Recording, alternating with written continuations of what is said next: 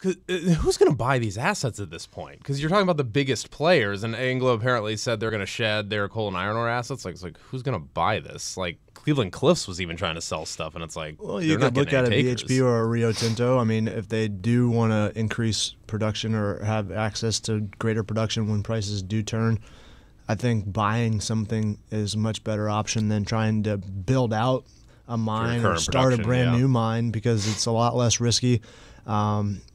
Might cost the same up front, but you're not going to have these setbacks that you generally do see when developing or expanding current mines. So I could see M&A being the way that people try to increase production in this market. You already see dividends being cut across the board. Not necessarily evaporating, but a lot of people are cutting them in half, trimming them. Anglo did cut their dividend completely for the second half of 2015, and I think this year too.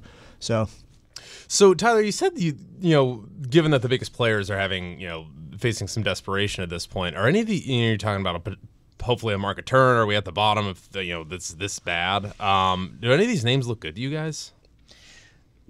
I've been the one I own personally. I own BHP Billiton. Okay. As a miner, and like, you said they're very best balance strong sheet in the business, and that's one of the reasons I've been attracted to them.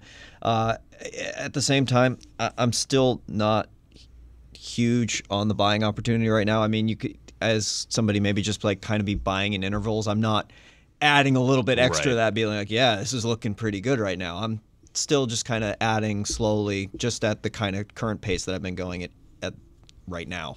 Not really changing my outlook or thesis on anything. Cool. Well, if you look at like prices, I've got this from Canaccord Genuity. They've got the last 12 months for copper down 21%, lead down only 2%, gold down 2.5%, iron ore down 26%, coking coal down 27%, nickel down 43%.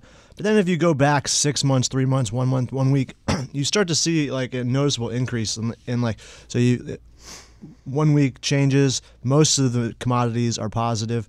1 month changes, double digits for zinc, gold, iron ore, lead. So maybe things are starting to bottom out price wise, but couldn't get much worse, right? I think companies are still going to have a tough time. Yeah.